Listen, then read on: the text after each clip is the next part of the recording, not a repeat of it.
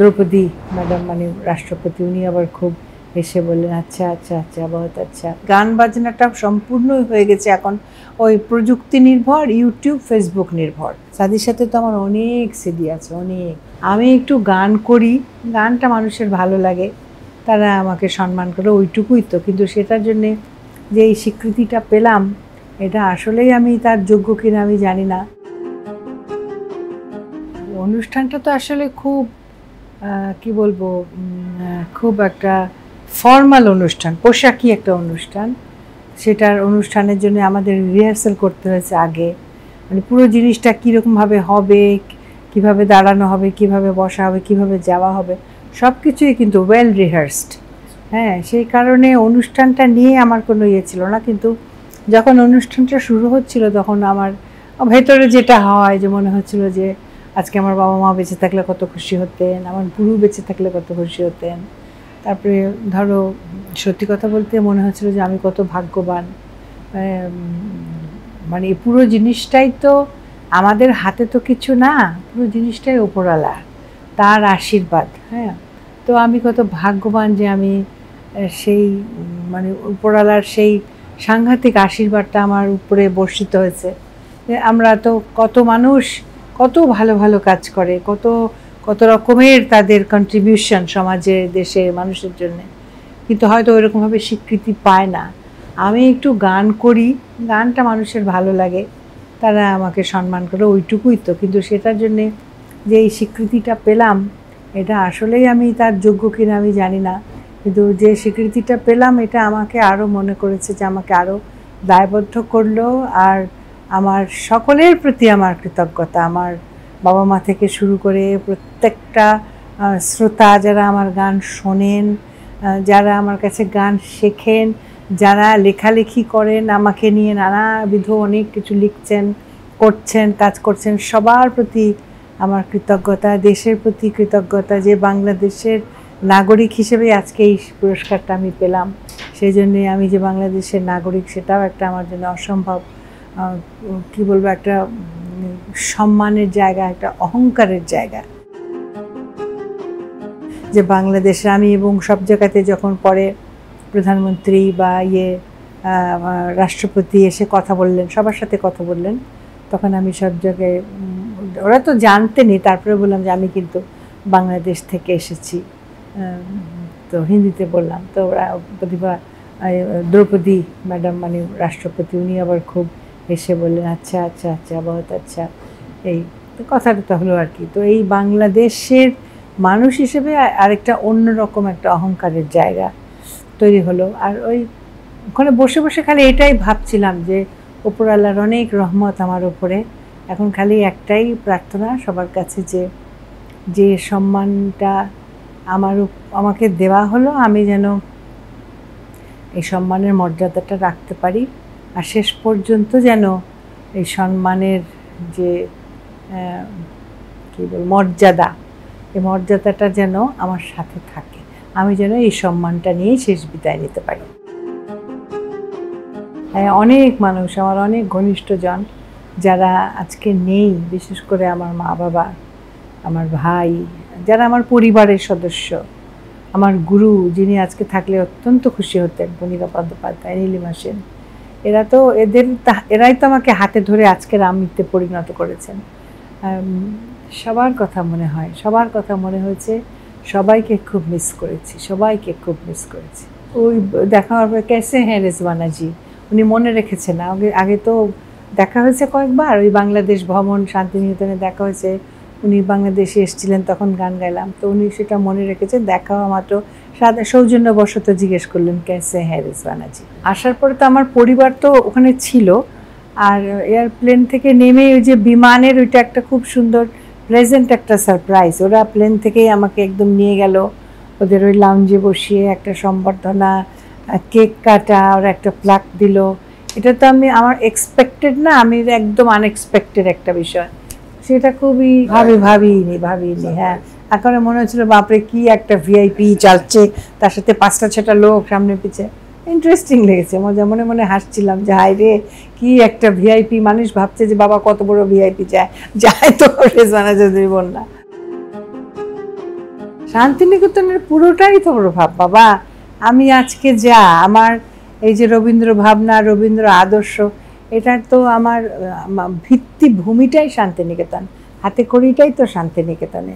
শান্তিনিকেতনের পরিবেশ, প্রকৃতি, গুরুদের সান্নিধ্য, শান্তিনিকেতনের জীবনযাপন, শান্তিনিকেতনের রবীন্দ্র আদর্শের মধ্যে সময় কাটানো, বেড়ে ওঠা, এই সব কিছুই তো আজকের আমি, এই সব কিছু দিয়ে আমি তৈরি।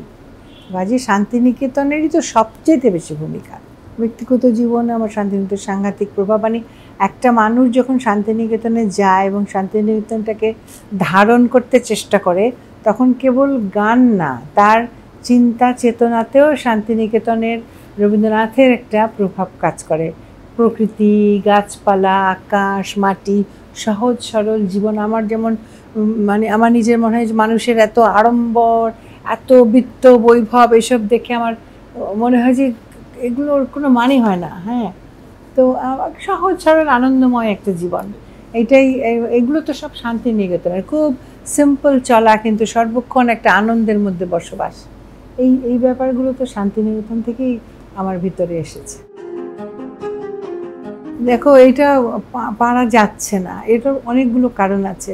যেমন শান্তিনিকেতনের প্রকৃতি একটা অনেক বড় ভূমিকা, শান্তিনিকেতনের জীবনযাপন একটা অনেক বড় ব্যাপার, শান্তিনিকেতনের গুরুদের জীবনচর্চা একটা অনেক বড় ব্যাপার।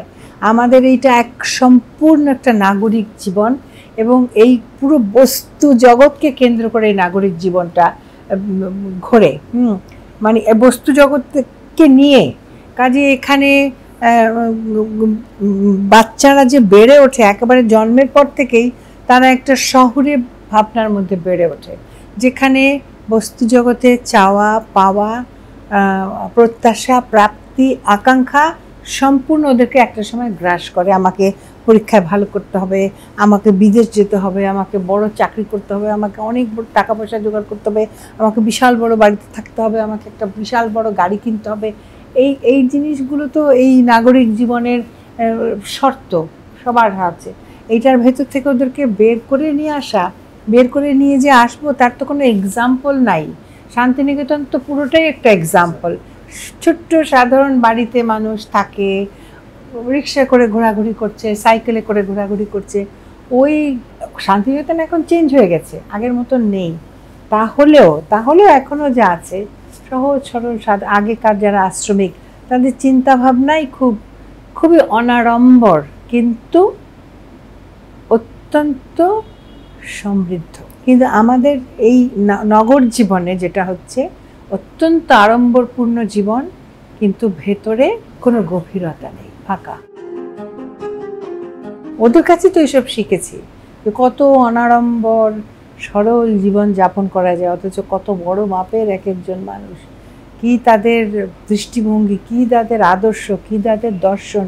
কিন্তু তুমি যদি সামনে যাও, এত সহজ সরল জীবন, কোনো জীবনের বস্তু জগতের চাহিদা কিছু ছিল না। এই মুহূর্তে বলে অনেক, তো পুরোটাই আমার জীবন ঘুরে তো প্রত্যেকটা কাজেই একটা মনে হয় যে মধ্যে এটা বলতেন, সবসময় সব কথাতেই বলতেন। হ্যাঁ, সবসময় ওদের আদর্শ ধরেই তো চলছি পথ। ছেলে মেয়েদেরকে যে শেখাচ্ছি, বলছি, সেটা তো ওদের আদর্শ ধরেই চলছি। কমে যাচ্ছে, কিন্তু তারপরেও কিছু আছে, একেবারে যে নেই তা বলবো না। এখনো অনেকে আছে, এখনো অনেক ওস্তাদরা আছেন, গুরুরা আছেন, যারা শুদ্ধ সঙ্গীত চর্চায় নিমগ্ন আছেন। তো এইটাকে আরো একটু যদি বাড়ানো যায়, তাহলে ছেলে মেয়েদের জন্য এটা শুভ হবে। ওই শুভ মানে এই উত্তরটা কিন্তু আসলে আমি নিজেও ঠিক শিওর না যে এটার উত্তর কি দেব, মানে কিভাবে যেটা বাড়ানো পসিবল। এখন এটা আমি নিজেও জানি না, কারণ প্রযুক্তিগত দিক থেকে গান বাজনাটা সম্পূর্ণই হয়ে গেছে এখন ওই প্রযুক্তি নির্ভর, ইউটিউব, ফেসবুক নির্ভর। আগে যেমন মানুষ রেডিও খুলে গান শুনতো, এখন তো সেসব নেই। এখন রেডিও খুলে দেখার বিষয় হয়ে গেছে। এখন এটা যে কিভাবে ঠিক করা যাবে আমার জানা নেই। দেখো, স্বাধীন চলে যাওয়াটা খুবই দুঃখজনক, এই সময়টায় চলে গেল, মানে এটা খুবই দুঃখজনক। কিন্তু মানুষের, বিশেষ করে শিল্পীদের মনের মধ্যে যে কি কাজ করে, কখন কি কাজ করে, এটা বলা মুশকিল। হ্যাঁ, কাজেই কোন শিল্পীর ভেতরে কখন কি কাজ করে, কিসের তাড়নায় সেই রকম একটা পদক্ষেপ নিল, এটা বলা মুশকিল। কেন করলো, কোন অভিমান থেকে করলো, এটা আমরা কেউ জানিও না, এবং আমাদের এটা নিয়ে কিছু মন্তব্য করা উচিত না। একজন শিল্পী, অনেকেই বলছেন যে সরকারের উপরে অভিমান, এটা খুব ভুল কথা। একজন শিল্পী কি সরকার কবে তাকে স্বীকৃতি দিবে তার জন্য বসে থাকে? শিল্পী তো সরকারের স্বীকৃতির জন্য বসে থাকে না। শিল্পীর সবচেয়ে বড় স্বীকৃতি হচ্ছে তার শ্রোতা। শ্রোতারা তার গান শুনছে, তাকে ভালোবাসছে, এর চাইতে বড় প্রাপ্তি একজন শিল্পীর আর কিছু নেই। তো সেক্ষেত্রে তো সাদি মাহমুদের প্রচুর ভক্ত ছিল, প্রচুর ছাত্রছাত্রী ছিল। কাজেই এরকম একটা অভিমানে নিজের প্রাণ, মানে নিজেকে, এইরকম একটা ভাবনা আমার মনে হয় না। অন্য কোনো অভিমান থেকে থাকতেই পারে মানুষের ভেতরে। মনটা একটা তো সাংঘাতিক বড় একটা ধাঁধা, গোলক ধাঁধা। তার ভিতরে যে কি চলছে, কখন চলছে, পাশে বসে থেকেও মানুষ বুঝতে পারে না। তো আমার মনে হয় যে ওইখানে আমাদের থামা উচিত, যে সাদি খুব অসময়ে খুব আমাদের সবাইকে দুঃখ দিয়ে নিজেকে গুটিয়ে নিল পৃথিবী থেকে। এটা আমাদের সবার জন্য খুব দুঃখের। এটা আমাদের জন্যে একটা বড় ক্ষতি, লস, সঙ্গীত জগতের একটা বড় ক্ষতি, ওর ছাত্রছাত্রীদের একটা বড় ক্ষতি। এরকম একটা গুরুকে ওরা হারালো, ওইখানেই থামা উচিত। আমাদের খুবই ওঠা বসা ছিল, অনুষ্ঠান করতাম, এখানে ওখানে বেড়াতে যাওয়া, একসাথে পড়াশোনা করলে যেটা হয়, রোজই 2 বেলা দেখা হচ্ছে, একসাথে খেতে যাচ্ছি, খাওয়া একসাথে, কিচেনে আমরা সব খেতে যেতাম, আসতাম, রোজ 2 বেলা দেখা হচ্ছে, ক্লাসে একসাথে করছি, অনুষ্ঠানের রিহার্সাল একসাথে করছি। তারপরে ঢাকায় এসে তো আমরা কত অনুষ্ঠান সব একসাথে করেছি। তখন আমিও প্রথম ফিরে এসেছি, সাদিও ফিরে এসছে। কাজে আমাদের সকলেরই আমাদের পায়ের নিচে মাটি তৈরি করার চেষ্টা করছি। তো কাজে আমরা একসাথে কাজ করেছি, এবং একসাথেই অনেক গান করেছি, অনেক কাজ করেছি, অনেক। সাদির সাথে তো আমার অনেক সিডি আছে, অনেক।